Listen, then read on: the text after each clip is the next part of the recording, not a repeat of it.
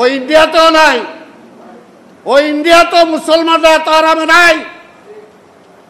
কিন্তু আমরা তো বলি না সেটা, আমরা তো রায়ট লাগাইতে চাই না।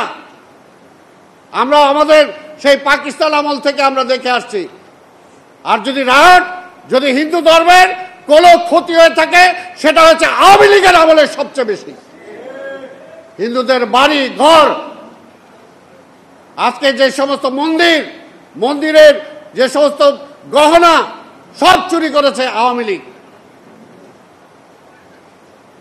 আওয়ামী লীগের বাইরে যখন থাকে তখনই সবাই নিরাপদ থাকে। আসলে আওয়ামী লীগের আমলে হিন্দু বলেন, মুসলিম বলেন, বৌদ্ধ বলেন, কেউ নিরাপদ না।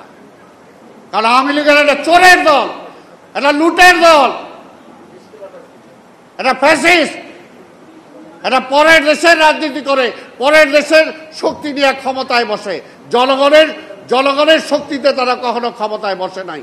এক কথা বলতেছেন, এইখানে নাকি রায়ট শুরু হয়ে গেছে।